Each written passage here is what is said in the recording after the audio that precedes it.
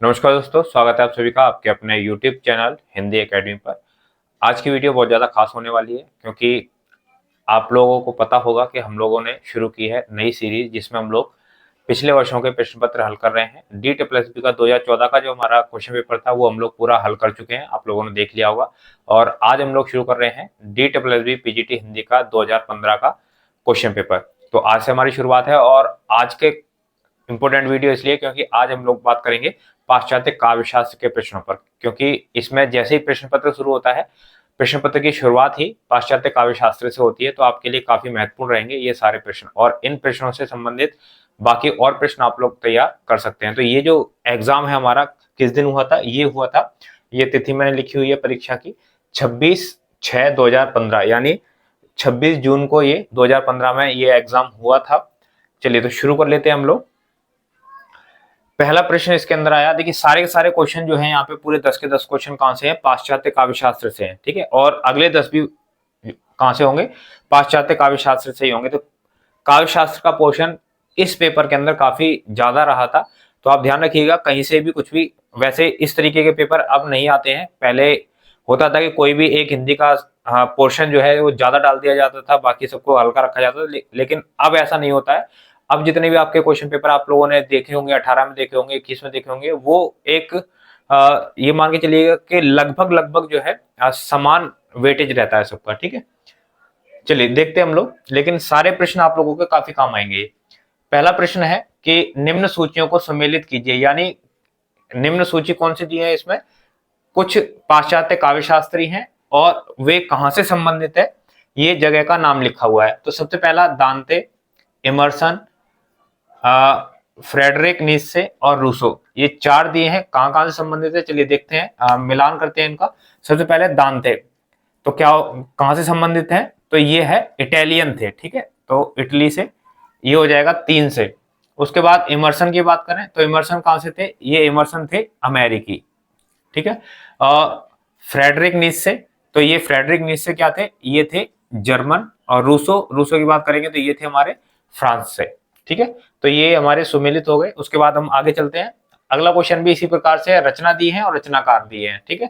तो उन रचनाकारों को रचनाओं के साथ में हमें मिलान करना है। देखते हैं, आई ए रिचर्ड्स की कौन सी बुक है, तो इनमें से कौन सी बुक होगी, ये है प्रिंसिपल ऑफ लिटरेरी क्रिटिसिज्म। उसके बाद अगला नाम है हमारा T.S. इलियट, इनकी कौन सी बुक है, T.S. इलियट इनकी है वेस्टलैंड।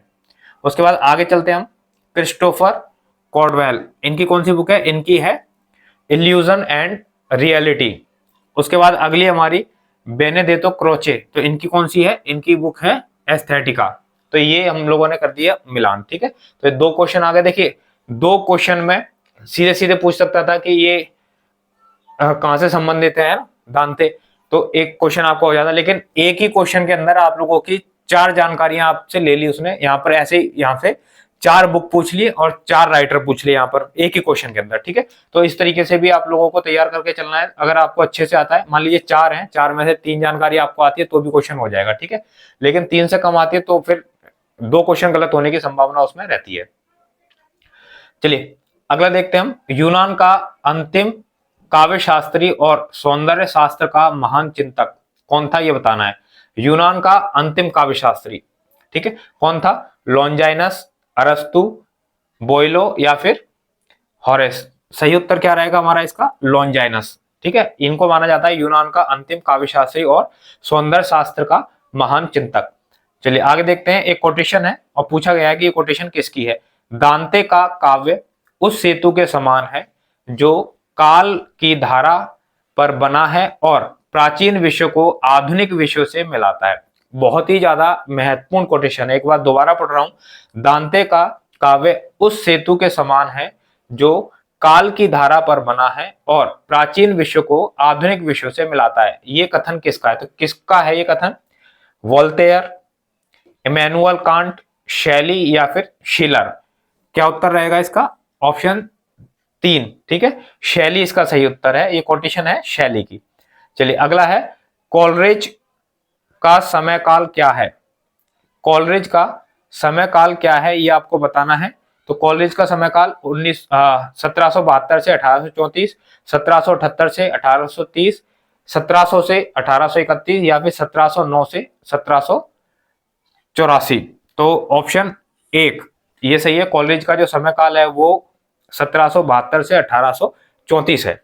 चलिए, गुरु शिष्य का सही क्रम, इससे पहले 2014 का हमने बताया था, तब भी ये क्वेश्चन हम लोगों को देखने को मिला था। मैंने वहां पे गुरु शिष्य की परंपरा बताई थी आप लोगों को, लेकिन केवल 3 बताई थी, प्लेटो, अरस्तु और सिकंदर। ठीक है, अब इसमें क्या आ जाएगा, सुकरात भी ऐड हो जाएंगे।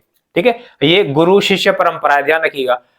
क्वेश्चन को पूछा जाएगा उसी हिसाब से आपको आंसर देना। अगर पूछा जाता है गुरु शिष्य परंपरा का बताना है आपको सही क्रम, तो सुकरात, प्लेटो, अरस्तु और सिकंदर। अगर आता है शिष्य गुरु परंपरा, तो शिष्य गुरु की आप यहां से शुरू करेंगे, सिकंदर, अरस्तु, प्लेटो और सुकरात। थोड़ा सा क्वेश्चन को ढंग से देखेंगे, ठीक है, क्योंकि आजकल कंफ्यूज जरूर करता है। ऑप्शन नहीं दिया मैंने, डायरेक्ट उत्तर लिख दिया इसका। चलिए आगे है, निम्नलिखित में से अरस्तु द्वारा किया गया काव्य भेद कौन सा इनमें से नहीं है। अरस्तु ने कौन सा काव्य भेद इनमें से नहीं किया है? सुखांत नाटक, दुखांत नाटक, महाकाव्य, एकांकी नाटक। तो कौन सा नहीं किया? एकांकी नाटक, यानी 3 किए हैं, इनको ध्यान रखेंगे।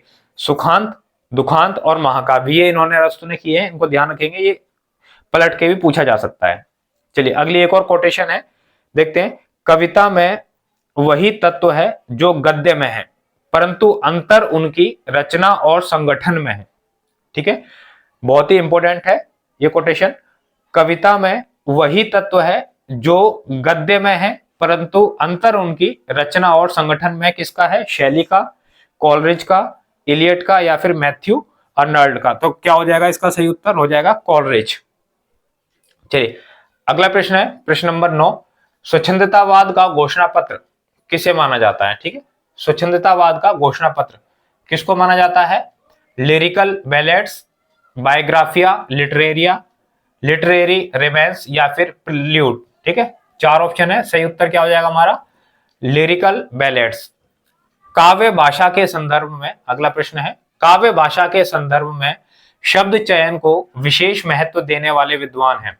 काव्य भाषा के संदर्भ में शब्द चयन को विशेष महत्व देने वाले विद्वान कौन है? अरस्तु, हॉरेस, लॉन्जाइनस या फिर उपयुक्त तीनों। तो सही उत्तर क्या हो जाएगा इसका? सही उत्तर हो जाएगा लॉन्जाइनस। ठीक है, तो ये हमारे 10 प्रश्न हुए पीजीटी हिंदी क्वेश्चन पेपर 2015 जो हुआ था 26 तारीख को जून के अंदर। ठीक है, 26 जून 2015 में एग्जाम हुआ है पीजीटी का। और ये जो 2015 का एग्जाम है, मुझे लगता है काफी अच्छे लेवल का एग्जाम है। आप लोग देखेंगे आगे के जो प्रश्न आएंगे वो भी आप लोगों को इसी प्रकार से देखने को मिलेंगे। कल की क्लास में भी हम लोगों के इसी प्रकार से प्रश्न होने वाले हैं। और ये जो प्रश्न है कम से कम मुझे लगता है लगभग 40 प्रश्न हैं जो कि काव्य शास्त्र से हैं, जिसमें से कुछ पाश्चात्य काव्य शास्त्र से होंगे। ठीक है, चलिए वीडियो आप लोगों को पसंद आई होगी, उम्मीद करता हूं। अगर पसंद आई ये वीडियो अपने दोस्तों को शेयर करें, जो भी तैयारी कर रहे हैं लाइक करें। नए आए हैं चैनल पर पहली बार तो चैनल को सब्सक्राइब कर लें, ताकि इसी प्रकार की वीडियोस आप लोगों को मिलती रहे समय पर। मिलते हैं हम लोग अगली वीडियो में, तब तक के लिए सभी साथियों का बहुत बहुत धन्यवाद।